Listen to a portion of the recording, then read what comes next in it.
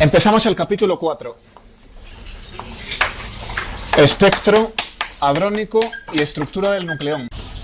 Hoy y la próxima clase y probablemente la siguiente sea el espectro hadrónico, luego tendremos otras 2 o 3 de estructura del nucleón, después pasamos al tema 5, interacciones débiles. ¿De acuerdo? Bueno, primero, muón y pión. ¿Cómo se distinguen? Habéis visto varias lecciones experimentales. Son 2 partículas cargadas de masa parecida, los piones cargados, masa 105 mes, masa 139 mes. ¿No? Si la precisión en la medida de la masa no es muy grande, ¿cómo se distinguen esas 2 partículas? ¿Qué es lo que las distingue? ¿El qué? Bueno, eso es mucho más difícil de medir que la masa. ¿Qué es lo más sencillo e inmediato que distingue si uno está viendo radiación de muones o de piones? La capacidad de penetración. Los muones son la componente penetrante de los rayos cósmicos y los piones son muy poco penetrantes. Para blindarse de los muones hay que irse 3 kilómetros bajo tierra. Los laboratorios silenciosos que andan buscando materia oscura o desintegraciones raras de núcleos para obtener información sobre los neutrinos, pues están con 2 o 3 kilómetros de roca por encima, porque los muones llegan muy abajo. Sin embargo, los piones, cualquier blindaje los para, ¿de acuerdo? De hecho, la mayoría no llegan hasta aquí de la alta atmósfera. Se producen en la alta atmósfera por el bombardeo de los rayos cósmicos y durante la atmósfera van tropezando y producen reacciones nucleares o se desintegran en muones, ¿no? Pero muchos de ellos producen reacciones nucleares. De hecho, el descubrimiento del pión se hizo en el Alto de los Pirineos, ¿vale? Los experimentos de los años 40 eran a gran altura. Bueno, ¿por qué? ¿Cuál es la diferencia? Pues que el pión medía las interacciones fuertes, ve las interacciones fuertes. Por ejemplo, lo que sabíamos de la teoría de Yukawa es que el pión mediaba la interacción núcleo-nucleón. Entonces, como interacciona fuertemente con los nucleones, eso es muy probable, es un vértice muy fuerte. La reacción pión-nucleón, para dar lo que sea, también es una reacción fuerte. Por ejemplo, la elástica, pión-nucleón, o reacciones inelásticas, ¿no? También es una reacción muy fuerte. O sea que el pión va avanzando por un medio material y va produciendo ionización por ser una partícula cargada, pero de vez en cuando también tropieza con un núcleo, cosa que el muón hace con probabilidad mucho menor. Vale. Vida media. La vida media del muón es 2,15 microsegundos. O si lo queréis poner en metros, con velocidad muy rápida, un mundo de los rayos cósmicos o lo que sea, pues hay que multiplicar aquí por la velocidad de la luz y hablamos de 645 metros. ¿De acuerdo? Los piones. Pues el pi más menos tiene una vida media de 2,6 por 10 elevado a menos 8 segundos. O si son muy rápidos, ¿qué distancia se propagan? Pues 7,8 metros.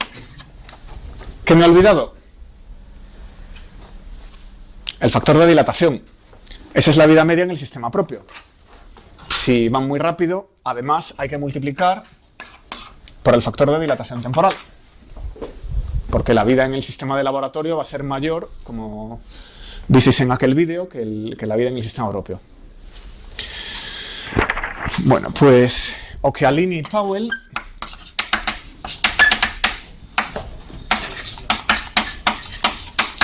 en 1947 pues detectaron la desintegración pión a muón, antineutrino del muón.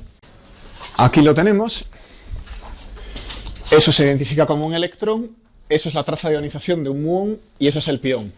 Y por ahí se pierde el antineutrino. ¿De acuerdo? Eso es en una emulsión. Pedro Labrón hemos enseñado cómo se detectan estas cosas hoy en día, en cámaras de hilos, cámaras de deriva. Bueno, ¿y cómo decae el muón? Esa es la desintegración del pión. Pues el muón decae a un electrón, antineutrino del electrón y neutrino del muón. Eso es este vértice. En esta foto estamos viendo las 2 cosas, la desintegración del pión y la desintegración del muón. ¿Vale? Bueno, curiosamente, el pión muy rara vez decae a un electrón. Voy a marcarlo en otro color. es que el pión apenas decae a electrón y antineutrino del electrón. Pero eso es perfectamente posible. La desintegración pión a electrón antineutrino del electrón está permitida por espacio de fases. Esto tiene de masa 139 MeV y esto tiene medio MeV y eso apenas nada. O sea que se separan con gran velocidad, está muy permitido.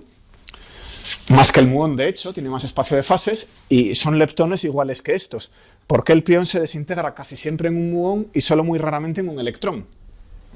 ¿Vale? Eso es algo que tendremos que averiguar. Queda para el capítulo 5. Esa es una desintegración débil. Hay un neutrino. ¿Vale? O sea que ahora no podemos responder a eso. Ya lo veremos. Pero ese proceso es mucho más raro que el otro. Bueno, ¿por dónde voy? Bueno, y me queda deciros que puede ser esa X, alguna reacción inelástica típica. Pues imaginemos, por ejemplo, pi menos más un núcleo AZN para dar A menos 1, Z menos 1, otro núcleo N que tiene una carga menos más un neutrón. ¿Vale? El pi menos toma un protón del núcleo, protón y pión carga 0, y salen como un neutrón y un núcleo con Z-1. Por supuesto, después de ese trastazo, ese núcleo va a salir excitado. A lo mejor se fisiona o se parte o emite gamma. ¿De acuerdo? Bueno, pues ¿cómo se mide la masa del pión?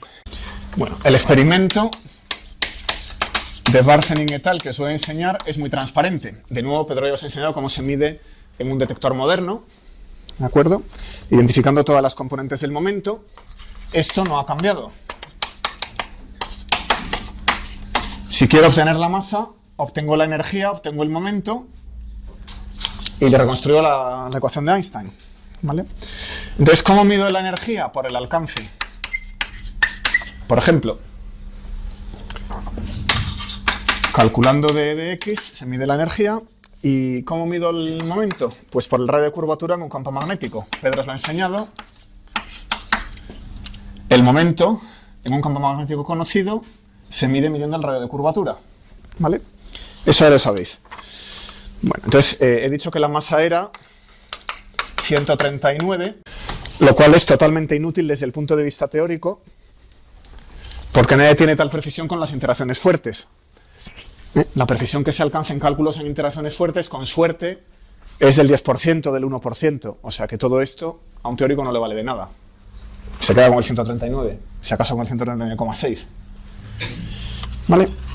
Bueno, pues ¿cómo se mide esto? ¿Cuál fue la primera medida de esto? Esa es la otra parte de esa transparencia. Aquí hubo un haz de partículas alfa, ¿vale? Así que un haz de partículas alfa golpea un blanco. Si las hemos acelerado y la energía es suficiente, en ese blanco se arrancan piones por una reacción fuerte, ¿de acuerdo? Alfa núcleo para dar pión más X. Habrá piones positivos y negativos, unos para allá, otros para acá, en un campo magnético, ¿vale? Entonces, según la energía que tengan, atravesarán mayor distancia de este trozo de cobre. Esta barra gris es un trozo de cobre y como van perdiendo energía por ionización del medio, pues avanzan más o menos. Entonces, si el blanco se desplaza a una distancia menor de la otra pared, los piones de cierta energía de repente salen, se curvan en el campo magnético y golpean aquí donde hay una emulsión fotográfica y se les saca la foto. Si tienen menos energía no llegan, se absorben en el cobre, como veremos en un momento, ¿de acuerdo?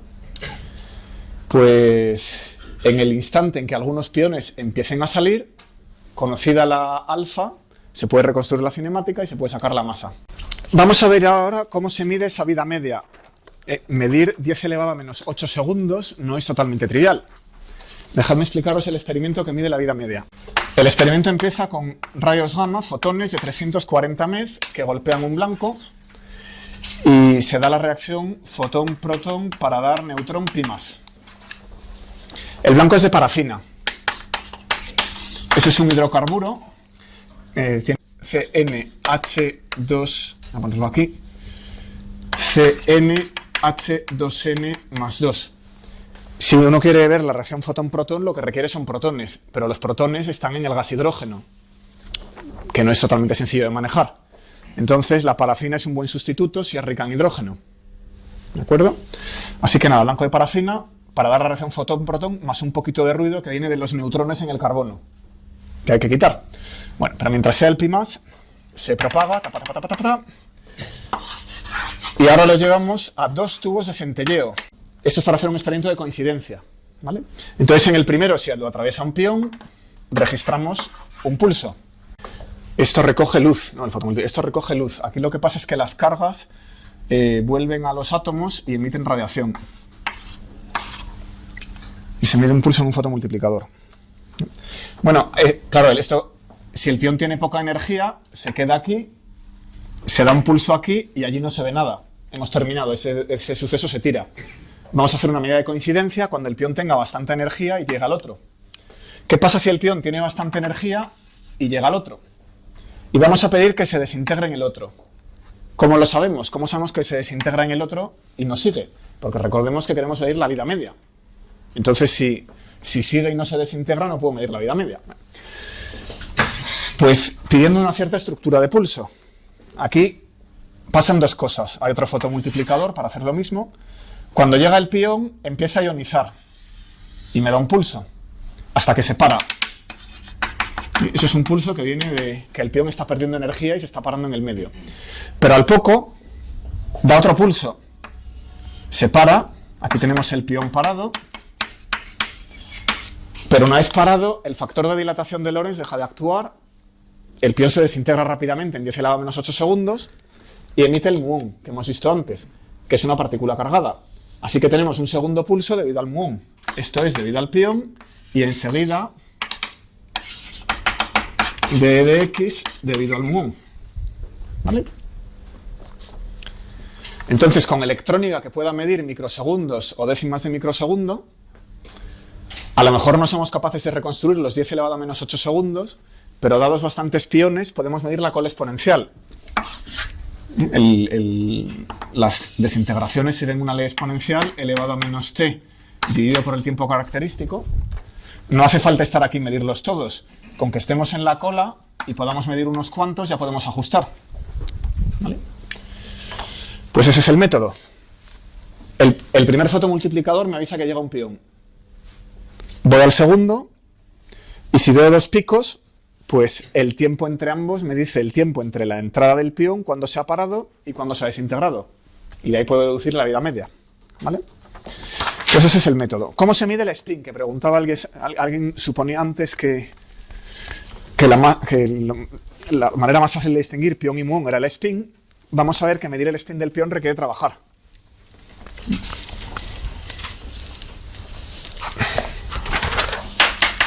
Esto no lo voy a hacer con todas las partículas de la tabla, voy a hacerlo con el pión. Análisis completo. Vamos a ver. La idea aquí es aprovechar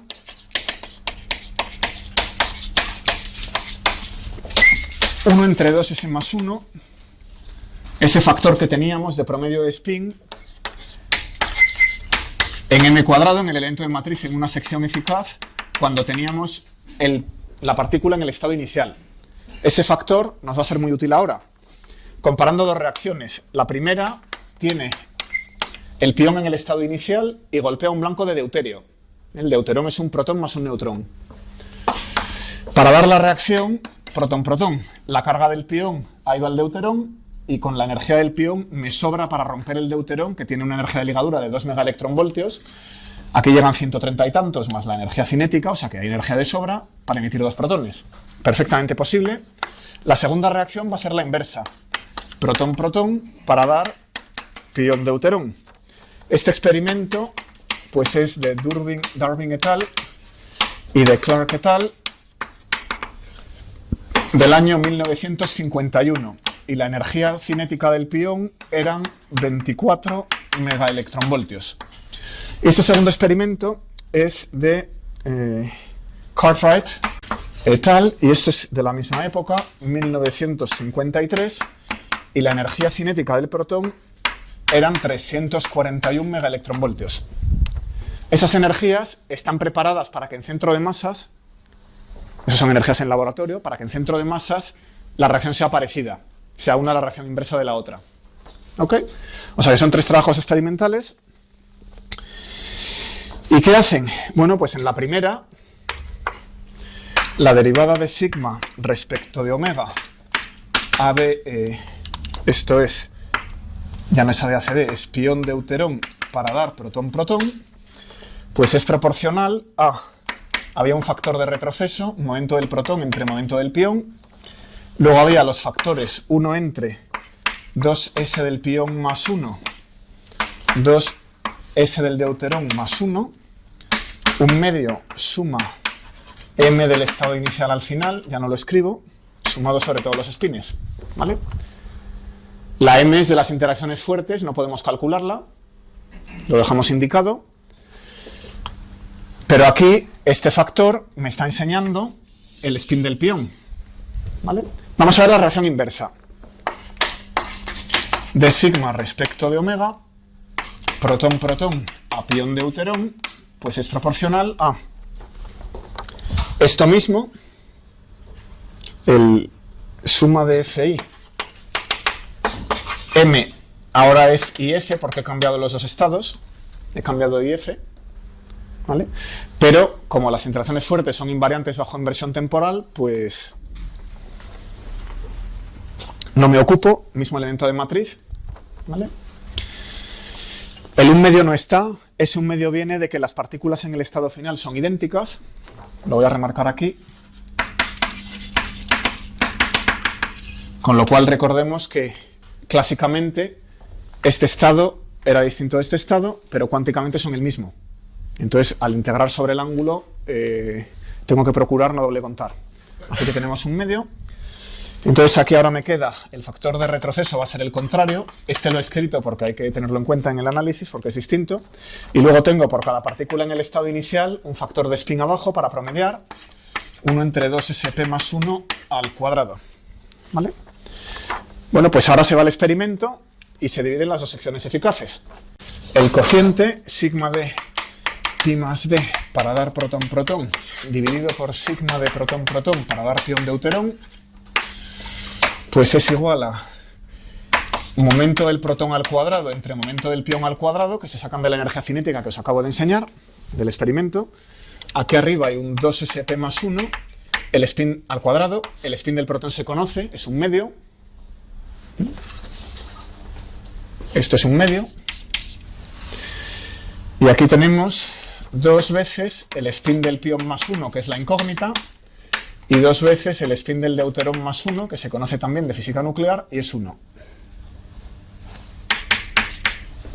¿Vale? El spin del deuterón es 1, se pone todo en la fórmula, aquí se cogen los datos experimentales y se despeja la incógnita, el spin del pión. Y el resultado es que el spin del pión, bueno, 2sp más 1 es lo que sale de ahí, es 0,97 más menos 0,31. Eso es compatible claramente con 0 y con nada más. Así que el spin del pión se midió a 0. ¿De acuerdo? Vamos con la paridad. ¿Cómo se mide la paridad del pión? ¿Está claro? Bueno, pues vamos a coger, eso es un pelín más sofisticado mentalmente, vamos a coger un haz de piones que golpea un blanco de deuterio líquido. Hay que conseguir agua pesada, hidrolizarla, con el hidrógeno obtenido, que es por tanto deuterio, pues se forman moléculas de deuterio, se enfrían para conseguir un blanco líquido y a continuación se iluminan con un haz de piones que se produce por la reacción fuerte anterior. Con un acelerador de protones y partículas alfa se producen piones en un blanco y ese haz de piones se lanza contra el deuterio líquido. Bueno, y se busca la reacción pión-deuterón para dar neutrón-neutrón. El deuterón tiene un protón y un neutrón, o sea que es parecido a la de antes, pero como ahora el haz es de pi menos y el deuterón tiene carga más por el protón, pues en vez de salir protón-protón, antes era pi más, ahora tenemos pi menos, sale neutrón-neutrón, o no sale. Se busca esa reacción. Bueno, entonces, ¿cuándo se da esa reacción? Pues esa reacción es más probable cuando el pión se pare. Entonces lo primero que ocurre es que el pión entra en el líquido y pierde energía parándose, ¿vale? Entonces, en el líquido cede energía por ionización y eventualmente desplaza un electrón del hidrógeno, ¿vale? Voy a hacer el argumento con el átomo. Me voy a olvidar que tenemos moléculas. Déjame hacer el argumento con el átomo de hidrógeno. Fijaos, pero todo escala igual. Fijaos que la energía del protón, la energía de ligadura del electrón en el átomo de hidrógeno era los menos 13,6 electronvoltios del átomo de Bohr, ¿no? Y esto, una manera de escribirlo, pues es menos un medio, es aproximadamente igual por la masa reducida, masa del electrón alfa c al cuadrado. Eso es muy fácil de recordar, es ligada, negativo, y esa es la fórmula de la energía cinética, un medio de masa por velocidad al cuadrado. Y si echáis la cuenta, esto es menos un medio de 0,511 megaelectronvoltios entre 137 al cuadrado, que es ese 13,6. Eso lo sabéis de tercero. Bien, pues ahora protón-pión. El pión es una partícula cargada negativamente, así que si se acerca al protón, antes de aniquilarse con él, puede formar un átomo hidrogenoideo, como el de hidrógeno, pero con masa distinta. Solo que la energía aquí de ligadura es menos un medio de la masa reducida del sistema pión-protón. Como el pión es bastante más pesado, la corrección ya es importante. Es bastante más importante que en el caso del electrón, donde la masa reducida es prácticamente la masa del electrón, por alfa cuadrado. Ya no pongo la c. Y esto es menos un medio de la masa del pión. Estamos hablando de deuterones, o sea que aquí pongo la masa del deuterón. El núcleo es un pelín más pesado que el de hidrógeno.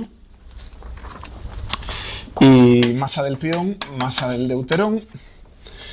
Si echáis la cuenta, pues salen menos 3,4 kiloelectronvoltios. Mucho más. Bueno, pues en la molécula pasa lo mismo. En la molécula, recordad que hay unos pocos electronvoltios de ligadura, pero todo escala de la misma manera con la masa. Entonces, ¿qué ocurre si el pión se acerca a ese átomo? Que es muy exoenergético formar el estado ligado pión-protón y expulsar al electrón. El pión se mete profundamente en el átomo, echa al electrón y ocupa su lugar, ¿vale? Lo que pasa que ya será raro que la función de onda acierte con el nivel 1s. El pión llegará a expulsar al electrón y se quedará, como hay tantísima energía, en algún estado excitado del átomo. Entonces, se forma el estado ligado.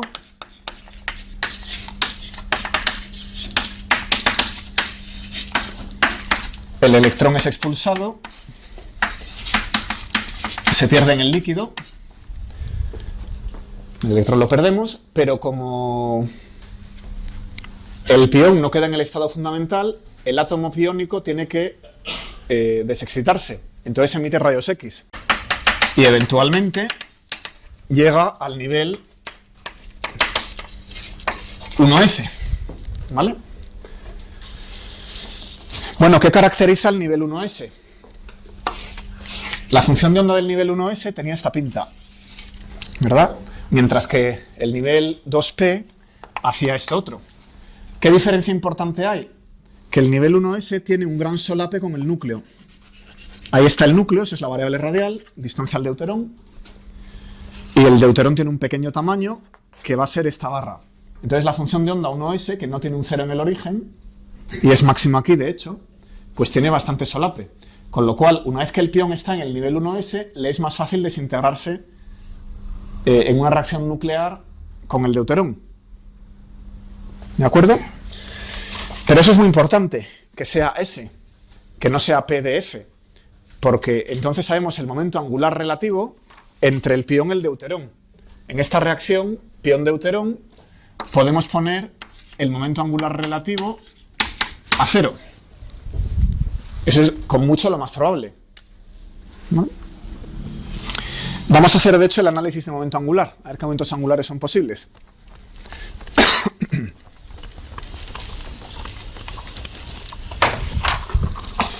Vamos a ver, tenemos J total igual a 0, que es el spin del pión, que ya lo hemos medido antes, más 1, que es el spin del deuterón conocido de física nuclear, más 0 del momento angular relativo.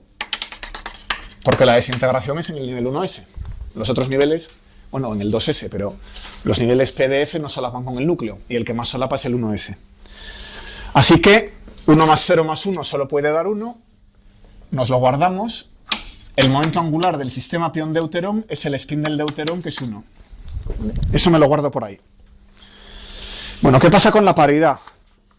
Como L es 0, la paridad es igual a la paridad del deuterón, que es positiva, protón más neutrón ligados en onda S con un poquito de onda D, eso tiene paridad positiva. Hay un convenio, la paridad intrínseca del protón por convenio es positiva, es decir, todas las paridades se refieren a la del protón, ¿vale? Cuando hablamos de la paridad de una partícula o de un núcleo, hablamos de su paridad respecto a la del protón. Bien, entonces la paridad del deuterón es positiva. Luego tenemos que multiplicar por la paridad del pión que acabamos de... que queremos medir, menos o más, es en lo que estamos. Y luego tenemos la paridad del armónico esférico, pero como es la onda 1s, pues es más 1, eso viene de L. O sea que la paridad de la reacción de todo el sistema pión-deuterón y por tanto, porque la fuerza fuerte conserva la paridad, del sistema neutrón-neutrón en el estado final va a ser simplemente la paridad del pión. Muy conveniente. Si queremos medir la paridad del pión, basta con medir la paridad del sistema neutrón-neutrón. Borro por aquí abajo.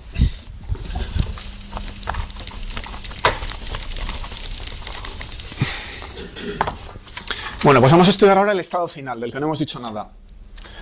Sistema neutrón-neutrón. Y sabemos que tiene que tener momento angular 1 porque se conserva. Y paridad, la del pión. ¿Qué ondas posibles hay? Bueno, neutrón-neutrón son fermiones ambos. La función de onda tiene que ser antisimétrica. Si tenemos una función de onda simétrica de spin, el triplete simétrico de spin, aquí tenemos S igual a 1 medio, S igual a 1 medio, pues tenemos que tener una función de onda antisimétrica espacial. Y al revés, si tenemos una función de onda singlete de spin, S igual a 0, pues esta función es simétrica espacial, porque es antisimétrica de spin. Bueno, eso lo conocéis de segundo y de tercero. Entonces, ¿qué ondas hay permitidas? Vamos a ver las ondas singlete. 2s más 1 es 1. La función espacial tiene que ser simétrica, por tanto tiene que ser momento angular par, así que 1s, o 1d, o 1g. ¿Vale? Función de onda triplete. 2s más 1 es 3. La función de onda espacial tiene que ser antisimétrica, así que el armónico esférico tiene que ser impar. Puede ser 3p, o puede ser 3f, o lo que sea. ¿De acuerdo? ¿Qué vale J? Pues si tenemos 1s, obligatoriamente 0. Spin 0 con momento angular 0 orbital, pues momento angular total 0. Si tengo 3p, pues aquí tengo 1 y 1, que puede dar 0, 1 o 2. Si tengo 1d, pues puede dar, como eso es 0 más 2, obligatoriamente 2. 3f, pues es 1 más 3, que puede dar 2, 3 o 4. Etcétera. Ya no hay nadie más, van siendo más altos. Ya no hay nadie más que pueda dar 1. ¿Cómo puedo conseguir momento angular 1? Que es lo que requiere esta reacción. Solamente aquí. Así que obligatoriamente el sistema neutrón-neutrón tiene que salir en onda triplete P1. ¿Vale? Notación de física atómica de Russell Saunders. Bueno. Así que, ¿qué es esta P? Esta P era el momento angular relativo del sistema neutrón-neutrón. Vamos a la paridad. Ya tenemos el momento angular, la reacción es posible. Vamos a ver la paridad. El momento angular del sistema neutrón-neutrón es 1, obligatoriamente. Si el momento angular orbital es 1, la paridad del sistema neutrón-neutrón es más por más, voy a escribirlo aquí, la paridad del sistema neutrón-neutrón es más por el neutrón, más por el otro neutrón, y menos 1 elevado a L, que es menos 1, ¿vale? Por el momento orbital relativo entre los dos neutrones. Pero habíamos dicho que la paridad del sistema neutrón-neutrón es la paridad del pión. Y la paridad del sistema neutrón-neutrón obligatoriamente es menos. ¿Vale? Entonces hay dos posibilidades. Una, la paridad del pión es menos y todo cuadra. Dos, la paridad del pión es más y esa reacción es imposible, porque no podemos ir de más a menos. Se hace el experimento, se ve que efectivamente se produce el sistema neutrón-neutrón y por tanto la paridad tiene que ser menos, porque es la única que permite la reacción. ¿Vale? O sea que experimentalmente el sistema neutrón-neutrón se mide y por tanto la paridad del pión es menos 1. ¿Vale? Esto por tanto es empírico. Todo lo que os he explicado es cómo se deduce la paridad a partir de una medida. Bueno, pues voy con la conjugación de carga. Claro, esta reacción está elegida para que la teoría aboque a una conclusión clara sí o no. Es una medida muy sencilla. O sea, hay que hacer un trabajo teórico para preparar el... ¿El pión puede ser un autoestado de conjugación de carga? Si cambio todas las cargas positivas a negativas, ¿el pión puede ser un autoestado? No, porque estos son partículas cargadas. Así que el más va al menos y el menos al más. No son un autoestado. El pi0 podría serlo, pero no sabemos el autovalor. Si conjugo carga, al pi0 no le hago nada, pero no sabemos si eso va multiplicado por una fase, qué fase es. ¿De acuerdo? Bueno. Pero como el pi0 sí es un autoestado de conjugación de carga, vamos a intentar sacar esto del experimento. Claro, si conjugo carga dos veces, vuelvo a donde empecé. Con lo cual el autovalor solo puede ser más menos 1. ¿Verdad? Porque al elevar al cuadrado, volvemos donde empezamos.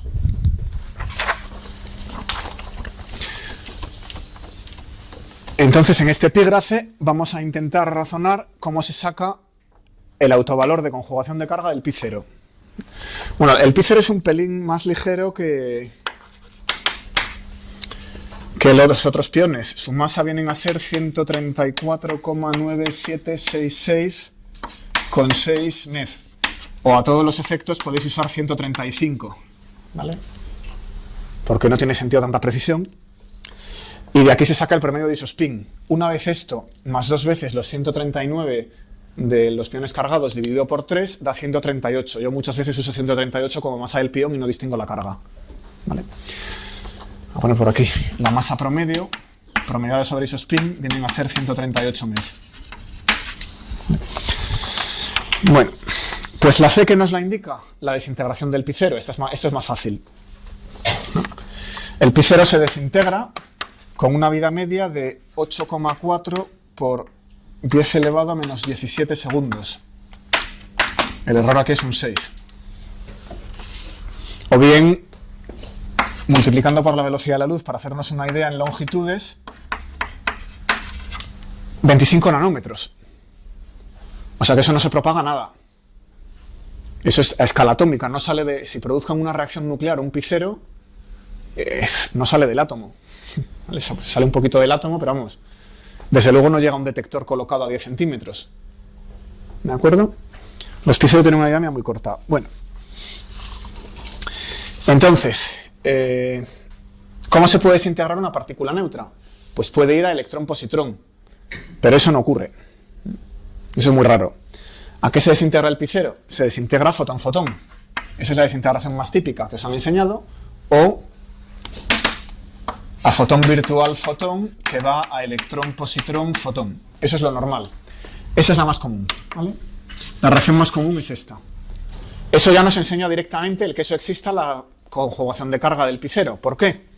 Porque si yo cojo todas las cargas y las cambio de signo, el campo electromagnético cambia de signo. Y el fotón es el cuanto del campo electromagnético, o sea que el campo A del fotón cambia de signo. Si tengo dos, menos por menos más. Este estado final tiene conjugación de carga más. Así que ya estamos. El pi0 tiene conjugación de carga más. ¿Vale? Entonces vamos a poner los números cuánticos. J, P, C es como se suelen dar los números cuánticos de una partícula neutra del pión. El neutro, claro. Los otros no tienen C. Pues esto es 0 por el momento angular, como hemos razonado, la reacción con el deuterón. La paridad hemos dicho que era menos en la reacción neutrón-neutrón y la conjugación de carga, que por desintegrarse a fotón-fotón es más. ¿Vale? Y si hablamos de los piones cargados, JP, hay un número cuántico más del que hablaré más tarde, es 0 menos para los piones cargados. Y no puedo dar C. No tiene conjugación de carga.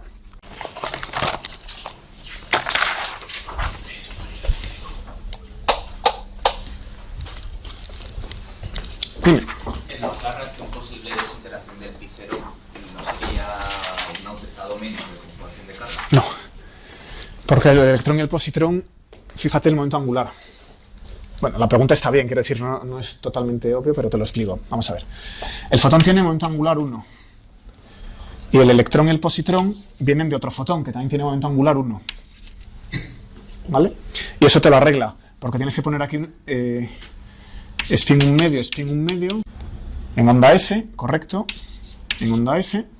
Entonces esto tiene conjugación de carga menos por menos, y tengo que hacerte aquí la del sistema electrón-positrón. Tengo electrón-positrón en onda S, y la conjugación de carga de un sistema fermión-antifermión es menos 1 elevado a L más S. ¿Vale? La L hemos dicho que es 0, pero la S es 1, con lo cual esto tiene conjugación de carga 1, o menos 1. Igual que el fotón del que viene. ¿Vale? Os iba a recordar la sección, voy a cambiar de tercio, voy a dejar ya el pión, me voy a ir al nucleón y os voy a recordar la sección eficaz. Aquí la tengo, pión nucleón. ¿Vale? Sección eficaz total, sección eficaz elástica. Y aquí había una zona de resonancias, de las que voy a hablar 10 minutos, con una muy prominente, ¿de acuerdo? Esa resonancia tan prominente debe ser el último descubrimiento de Fermi. Es una resonancia que descubrió el equipo de Fermi en Chicago en 1952, que se llama delta. La más prominente es esta de 1232 MeV,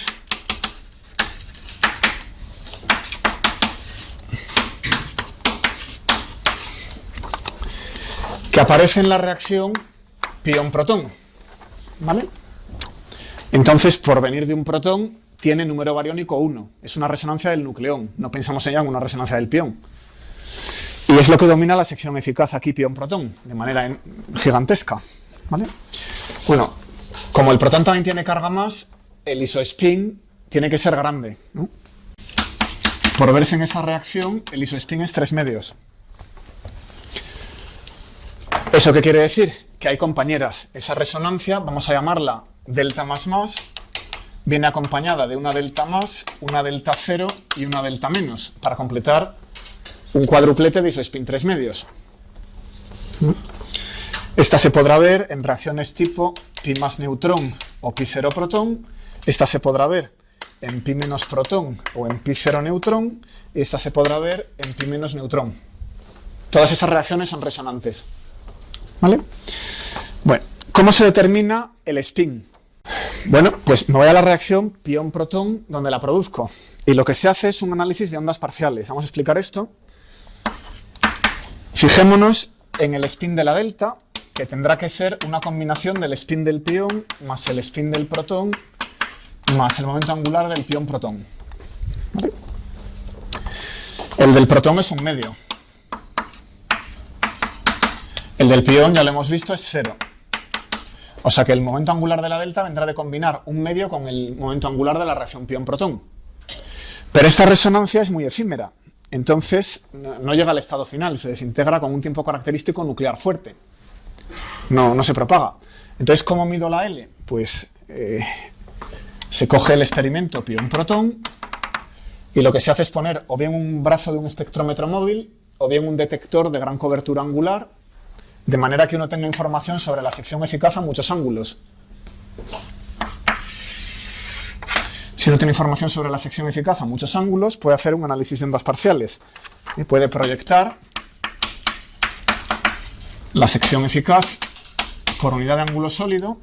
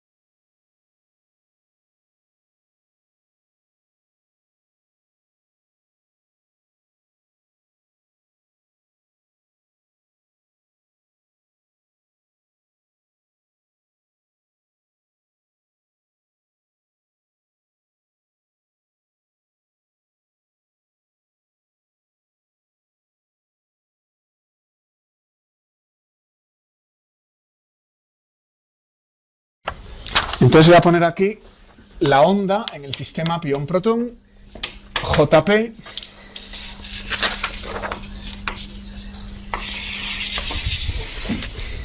el isospin, el nombre de la resonancia,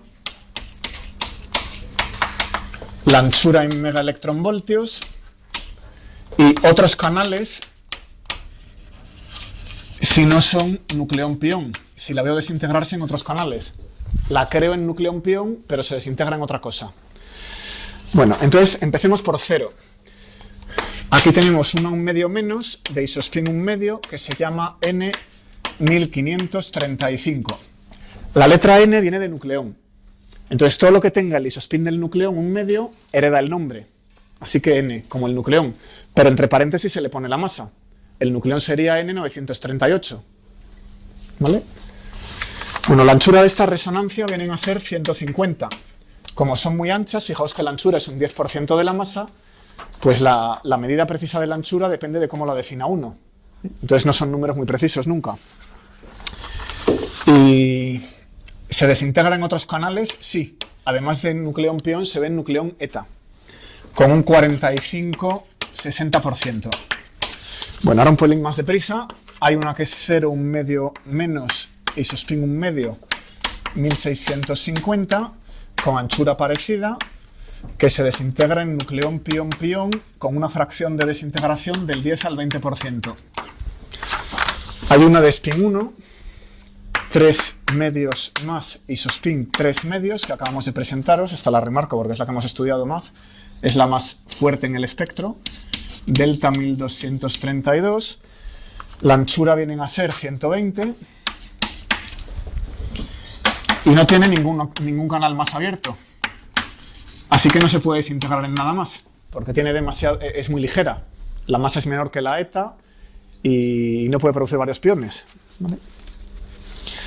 Bueno, después tenemos una con 0, 1 medio menos 3 medios, que es una copia de la delta, pero de masa mayor, 1620, anchura 150, y esta sí tiene más canales abiertos, N-pión-pión, 70 al 80%. Hay otra de spin 1, de momento angular relativo 1, onda P, 1 medio más, 1 medio, es isospin, por tanto es una N, 1440, la anchura vienen a ser 300 mes, por tanto esa no se ve en el espectro, es como un fondo, se ve en un análisis de ondas parciales, y esta lleva nombre propio, Roper, ¿vale? Por el físico que insistió que existía cuando nadie le creía. Bien, eso tiene nombre propio, y se desintegra también en NPP con un 30-40%. Más. Si nos vamos a momento angular orbital 2, puedo tener 3 medios menos o puedo tener 5 medios menos y hay otra de 3 medios menos. La paridad, claro, nos la va dando el momento angular orbital, si os vais fijando. Y entonces esta tiene isospin 1 medio, por tanto es una N, 1675, 1700. Anchuras, pues 115,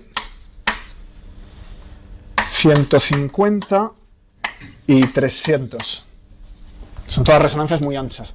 Una anchura de 300 MeV quiere decir que esa resonancia no sale del núcleo, del átomo. O sea, desde luego no se propaga, ¿vale? Se desintegra en Fermis. Bueno, esta va a nucleón-pión-pión, esta también, con fracciones pues 40-50%, con 50-60% y con 80-90%. Me he saltado una. 2, 2, 2, 3 medios, 5 medios, 3 medios. Tengo una más aquí, 1. 3 medios más, 1 medio. N1720, de anchura 200. Que también va a nucleón-pión-pión, aunque aquí el pión-pión resuena a su vez en otra resonancia que veremos luego, 40-50, 50-60, 80-90, 70-85. Bueno, os hacéis una idea, esto sigue. Según avanzamos van siendo más anchas y menos fiables, con lo cual ya no pongo más, voy a poner la que tiene el récord de momento angular, de las que son relativamente fiables. Hay una de momento angular orbital 5. Aquí puntos suspensivos. En el libro tenéis muchas más. Con momento angular 5, el J sale 11 medios más. ¿Vale? Isospin 3 medios. Esta es una delta 2420. Fijaos que es una resonancia con más del doble de la masa del protón. De hecho, es más pesada que el núcleo de deuterio, esa resonancia. Su anchura son ya 400 MeV. O sea que son muy efímeras, como decimos. Y los otros canales aún son desconocidos. Si los tiene. ¿De acuerdo? Es probable que los tenga porque tiene mucho espacio de fases. Bueno, o sea que el espectro total en una reacción pión-protón es la suma de muchas resonancias. Hay algunas que se ven claramente en el espectro, pero luego esto parece un continuo, una línea ya suave. Sin embargo, por aquí hay todavía muchas resonancias. Lo que pasa es que la superposición de todas en distintas ondas interfiere y ya no se ven en el espectro, no se ven bultos.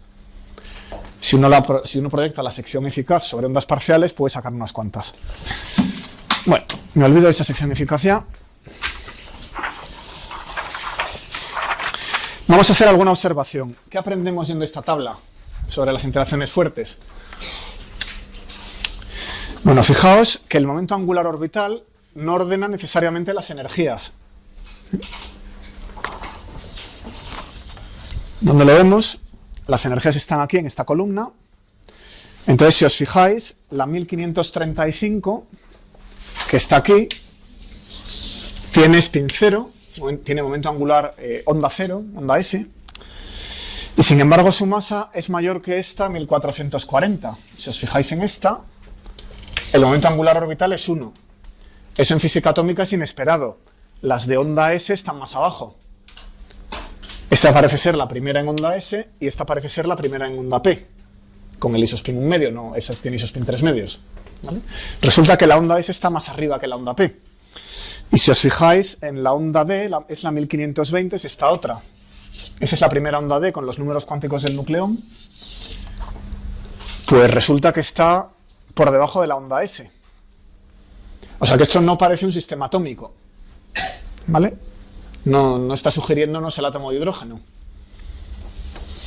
Así que no parece lógico pensar que estas resonancias son realmente siempre estados excitados del sistema nucleón-pión, como un sistema coulombiano. Bueno, otra observación. Fijaos en la anchura. Las anchuras son muy grandes. 100 MeV para arriba. ¿Vale? Y parece que la anchura crece un poquito con la masa. Hay saltos, pero parece que hacia abajo va creciendo. Claro, tienen más canales abiertos, tienen más probabilidades de desintegrarse, ¿no? Hay más reacciones inelásticas. Bueno, otra observación. El isospin que os he puesto es 1 medio, 3 medios, 1 medio, 1 medio, 3 medios. Nucleón delta, delta nucleón, nucleón delta. ¿Por qué no hay isospines más altos?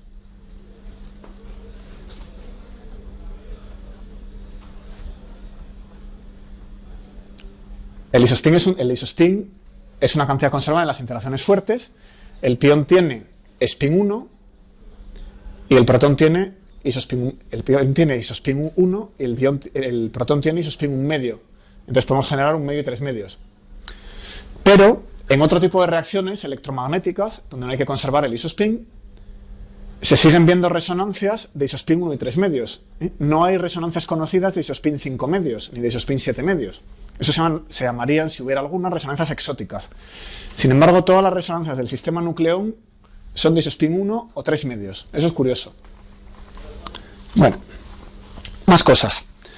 Las desintegraciones a 3 cuerpos que hay por aquí, nucleón, pión, pión, es muy común que estén dominadas por subsistemas. Acordaos del gráfico de Dalitz.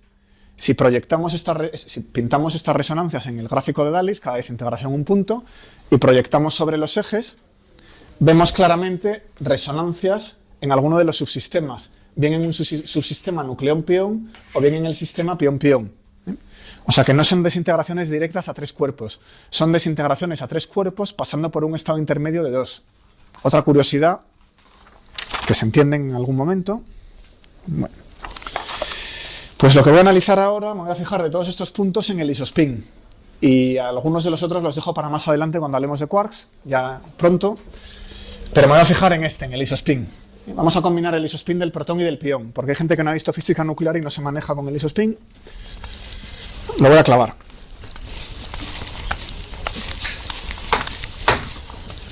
Todas estas las tenéis en las tablas de partículas en el Particle Data Book, ¿eh? Son todas resonancias bastante comunes. Bueno, analicemos esto.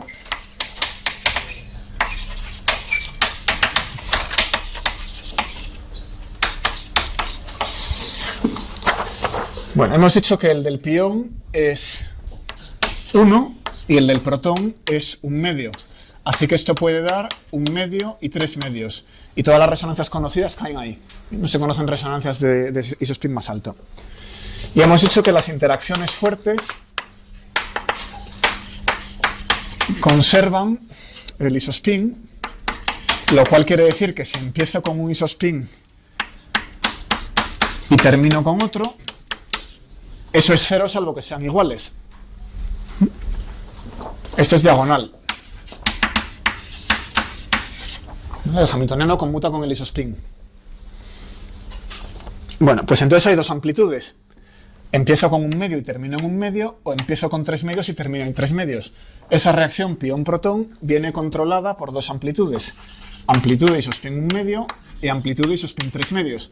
Todas las reacciones con todas las combinaciones de carga posibles, pi más, pi 0, pi menos, protón-neutrón, 3 por 2, 6, se tienen que poder expresar en términos de estas dos. Vamos a hacer un recordatorio sencillo de mecánica cuántica. Entonces, la primera reacción es pión-protón positivo a pión-protón. ¿Vale?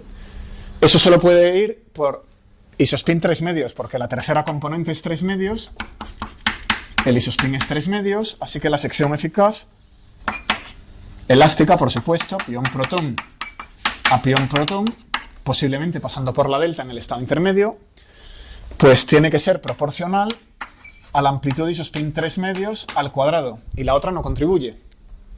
Esa es fácil. Igualmente, la de pión menos neutrón a pión menos neutrón, pues es el otro caso extremo, hace lo mismo. Vale. ¿Qué pasa ahora si cogemos la elástica pi menos protón para dar pi menos protón? Esa ya es una combinación lineal de estas dos. ¿Qué combinación lineal? Coeficientes de Claes-Gordon.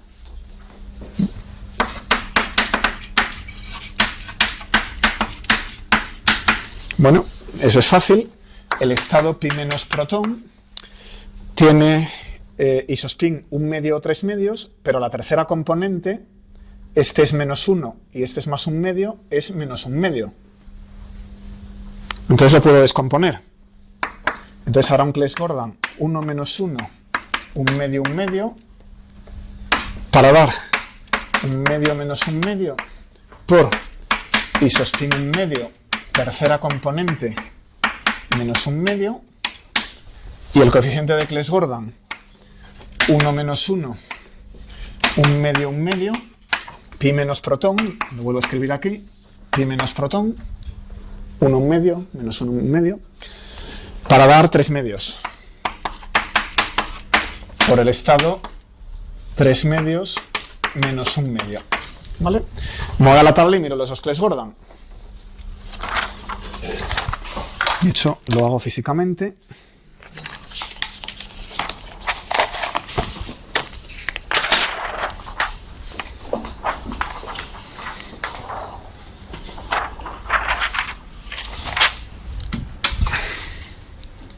Estamos combinando 1 y 1 medio. Y necesito menos 1, 1 medio para dar menos 1 medio. Menos 1 lo encuentro por aquí, 1 medio para dar menos 1 medio. Leo menos raíz de 2 tercios. Y el otro que necesito es menos 1, 1 medio para dar 3 medios menos 1 medio. Vengo al mismo sitio, menos 1, 1 medio para dar 3 medios menos 1 medio. Y leo raíz de 1 tercio. Si queréis lo calculáis, como se han enseñado en mecánica cuántica. ¿De acuerdo? Entonces, con esos dos números, me vengo al elemento de matriz. ¿Vale? Entonces escribo que pi menos protón hamiltoniano, pi menos protón es igual a 2/3, que es ese raíz de 2/3 al cuadrado, de la amplitud 1/2 para dar 1/2, proyecto este sobre 1/2 y aquel sobre 1/2, y ahora proyecto este sobre 3/2 y aquel sobre 3/2, y eso da 1/3 de la amplitud 3/2. ¿Vale? ¿Cómo sale la sección eficaz? Nos venimos aquí, sección eficaz, pi menos protón para dar pi menos protón, que es elástica, y aquí es proporcional. Bueno, pues tengo que coger esto y elevarlo al cuadrado. Saco fuera el 3, hay un noveno de 2m1/2 más m3/2 al cuadrado. ¿Vale? Bueno, hay más reacciones. Esa puede ser inelástica. Esa reacción puede ir a parar a pi cero neutrón. Eso es pi cero neutrón con carga cero. Entonces, eso os lo dejo para un problema. Hay otra reacción que es sigma pi menos protón para dar pi cero neutrón, mismo estado inicial, distinto del estado final. Los Claes-Gordon pues saldrán de la combinación perpendicular. ¿Vale? Bueno, voy a poner ahora esta reacción pión-protón. Tenemos aquí otra vez la sección eficaz, ahora de forma esquemática, en términos de la masa invariante en gigaelectronvoltios. La gráfica de antes era la sección eficaz hasta energías muy altas, donde se aplicaba la teoría de Reye. Aquí nos quedamos hasta 2 y pico GeV. ¿Vale? Entonces, de nuevo, tenemos la delta, y aquí vais viendo otras de las resonancias de las que hemos hablado y otras de las que no hemos hablado. Van saliendo por aquí. Y aquí tenéis pi más protón y pi menos protón. Eso es el umbral. La energía mínima para que la reacción, es decir, la suma de las masas en centro de masas, es el umbral, ¿no? Bueno, entonces, la más prominente es la delta. Y fijaos que la altura es distinta en pi más protón y pi menos protón. Eso lo vais a calcular en un problema, ¿vale? La altura relativa y este tipo de cosas. Bueno. Vale.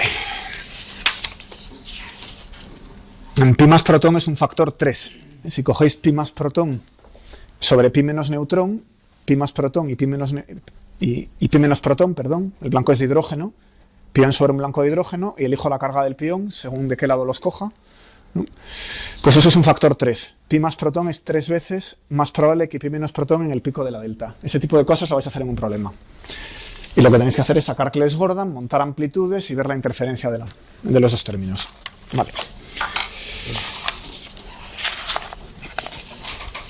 Entonces, ¿qué tipo de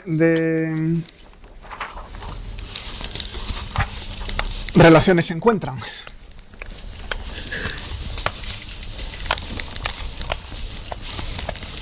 Voy a dejar estas secciones eficaces por aquí. Si cogéis pi menos protón a pi cero neutrón, cogéis los Claes-Gordon de la combinación contraria, esto sale proporcional a 2/9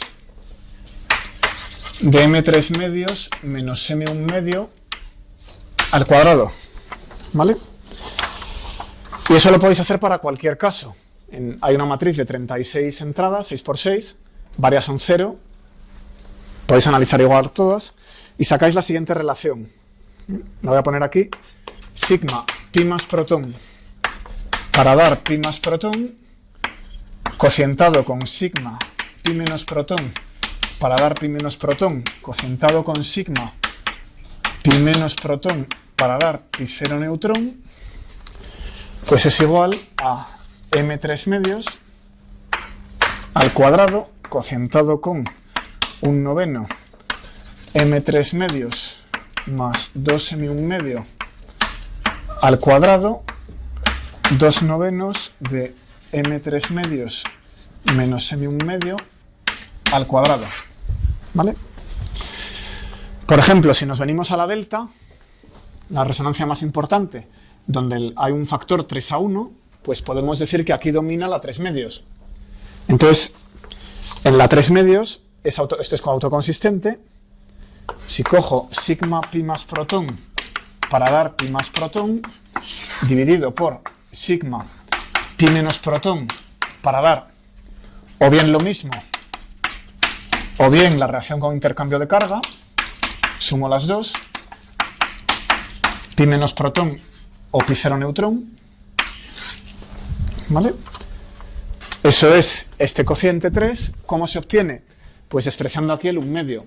Si desprecio el 1 medio, precisamente sale 3.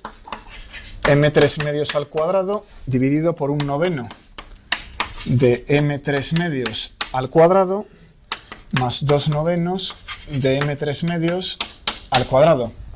Eso es el factor 3, ¿vale? O sea que lo que este 3 nos está diciendo es que bajo esta resonancia la de isospin 1 medio es despreciable. Lógico, la resonancia era de isospin 3 medios, como se veía empíricamente. O sea que se puede ver también en la sección eficaz total comparando dos de ellas. No solo a través de un análisis de ondas parciales. Bueno, me quedan 10 minutos para resonancias de tipo mesón.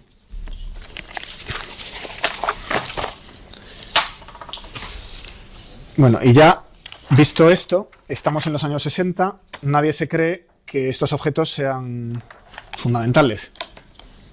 Hay demasiados de ellos y las cosas son demasiado complejas, o sea que lo que uno sospecha es que son compuestos.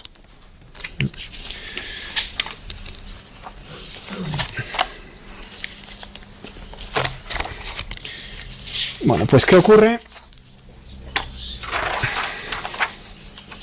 Vamos a ver un par de cosas más. Si esta resonancia no se desintegra en pi cero neutrón, sino que se desintegra a un subsistema de dos piones. Esta no puede porque se lo cierra el espacio de fases, pero otras sí. Pues vamos a fijarnos en esos subsistemas pión-pión. Vamos a fijarnos en el subsistema pión-pión de una de estas reacciones. ¿Qué ocurre ahí? Bueno, pues este subsistema se puede producir en esta reacción pión-protón para dar esto, pero también en electrón-positrón. Los colisionadores que empezaron a funcionar desde finales de los 60, años 80 hasta hoy, electrón-positrón pueden producir el sistema pión-pión, pasando a través de un fotón virtual. Y por supuesto, piones cargados, lo más fácil. Bueno, entonces, esto en ambos subsistemas aparece la misma resonancia.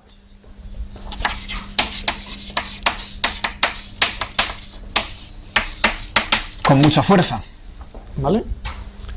Tiene una masa de 770 MeV.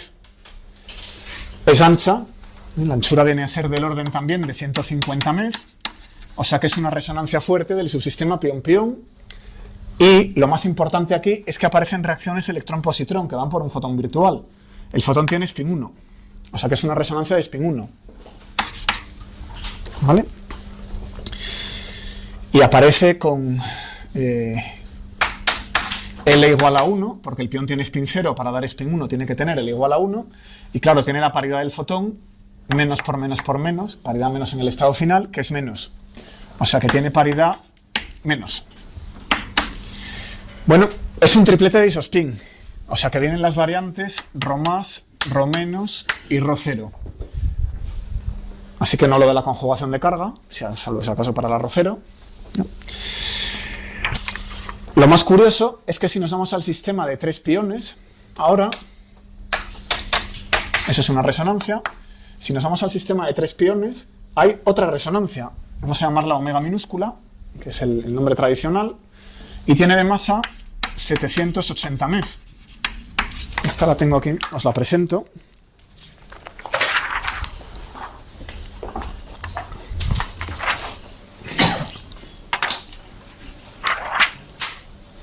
Eso es el espectro de 3 piones en un acelerador.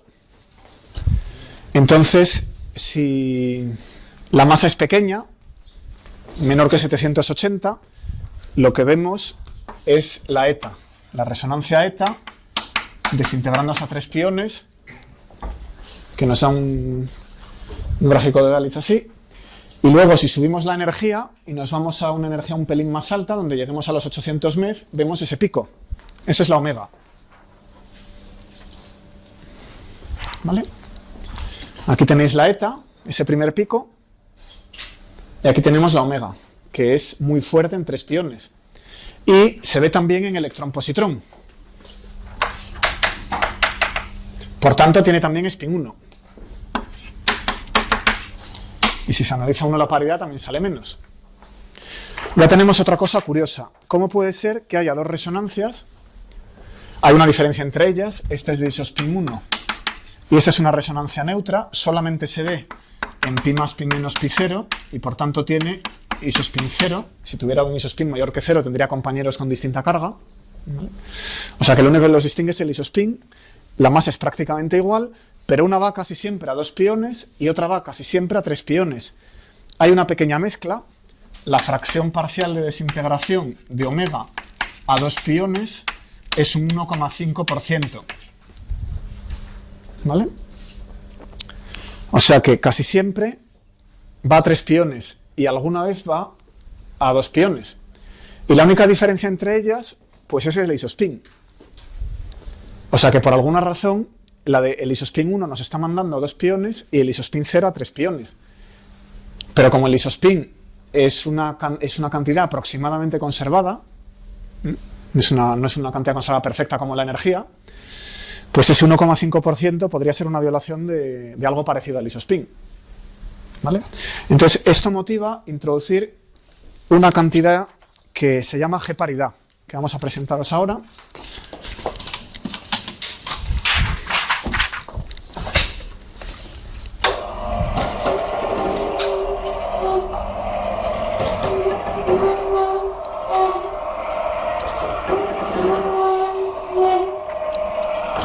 Justo me queda el tiempo de hablar de la G paridad y cierro.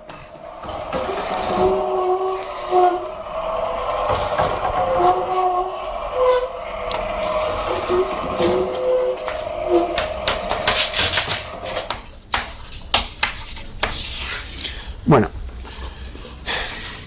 fijémonos que la conjugación de carga del pi más era el pi menos y la conjugación de carga, el compañero bajo conjugación de carga del pi menos es el pi más.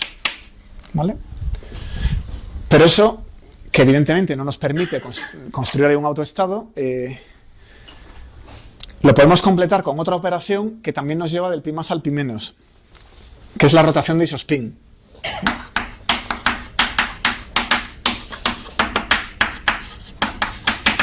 Entonces, si cojo una rotación de isospin, el pi más, vamos a poner que este es el eje z imaginario, virtual, de isospin, pues el pi más es la proyección con isospin más 1 y el pi menos es la proyección con isospin menos 1. Entonces, una rotación en este espacio de 3 dimensiones interno, es un espacio interno, no tiene que ver con el espacio-tiempo, alrededor del eje Y, roto aquí 180 grados, me lleva el pi más al pi menos. Entonces, si combino las dos operaciones, aplico conjugación de carga, con lo cual el pi más va a parar al pi menos, y luego aplico una rotación de isospin, vuelvo al estado inicial. Y puedo construir una operación que me da un número cuántico para el pi más o el pi menos, ¿vale? Que se llama paridad G. Así que defino elevado a menos i pi isospin y, eso es la rotación de isospin alrededor del eje y, veces conjugación de carga. Esa operación me permite construir un autoestado que es el pi más y un autoestado que es el pi menos. Bueno, pues vamos a ver el autovalor. Elevado a i pi, voy a hacerlo con un pión cargado, y c pi menos es elevado a i pi y c. Y voy a darlo también en la base cartesiana. El pi menos 1 entre raíz de 2 pi x menos i entre raíz de 2 pi y. ¿Vale? Bueno, sé que el pi menos va a parar al pi más. Así que utilizo eso aquí. Y obtengo, pues, elevado a i pi isospin alrededor del eje y el pi más, que es 1 entre raíz de 2, que saco fuera, dividido por raíz de 2, pi x más i pi.